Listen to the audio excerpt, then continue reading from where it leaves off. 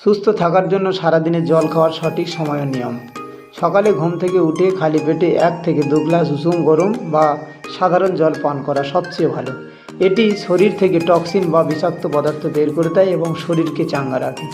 ভারী খাওয়ার অন্তত 30 মিনিট আগে জল পান করলে হজম প্রক্রিয়া ভালো হয়। খাওয়ার সাথে সাথে জল না খেয়ে অন্তত 1 ঘন্টা পরে জল খাওয়া উচিত। এতে শরীর খাবার থেকে পুষ্টি ভালোভাবে নিঃশোষণ করতে পারে। ব্যায়াম বা শারীরিক পরিশ্রমের আগে ও পরে জল খাওয়া জরুরি, কারণ ব্যায়ামের সময় শরীর থেকে প্রচুর ঘাম বেরোয়, তাই ডিহাইড্রেশন এড়াতে জল খাওয়া জরুরি।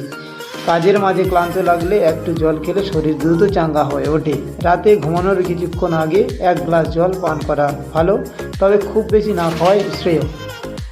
খাওয়ার সাথে সাথে জল খেলে হজম ক্ষমতা দুর্বল হয়ে যেতে পারে। একজন সুস্থ প্রাপ্তবয়স্ক মানুষের সারাদিন বা 24 ঘন্টায় 3 থেকে 4 লিটার জল খাওয়া প্রয়োজন। এছাড়া গরম বা আর্দ্র আবহাওয়ায় বা ফিজিক্যাল ট্রেনিং করলে জলের পরিমাণ বেশি হতে পারে। এছাড়া সরাসরি জলের পাশাপাশি ডাবের জল, ফলের রস বা স্যুপ খেলেও শরীরের জলের চাহিদা মেটানো যায়।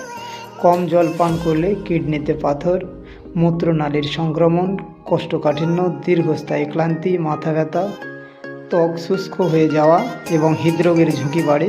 এছাড়াও শরীর থেকে টক্সিন বের না হয় জয়েন্টে ব্যথা, অ্যাসিডিটি ও হজমের সমস্যা দেখা দিতে পারে। জল কম পান করলে রক্ত ঘন হয়ে যাওয়ার ফলে হার্টের উপর চাপ পড়ে, যা উচ্চ রক্তচাপ বা হার্ট অ্যাটাকের ঝুঁকি বাড়িয়ে দিতে পারে। জল কম পান করলে শরীরে ইলেকট্রোলাইটের ভারসাম্য নষ্ট হয়ে যাওয়ায় পেশিতে ব্যথা ও টান লাগার স্বাভাবিক সমস্যা।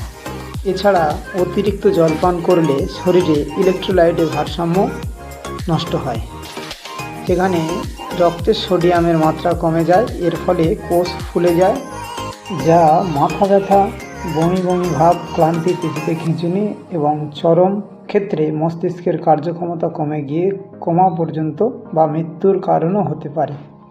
এতক্ষণ পাশে থাকার জন্য ধন্যবাদ।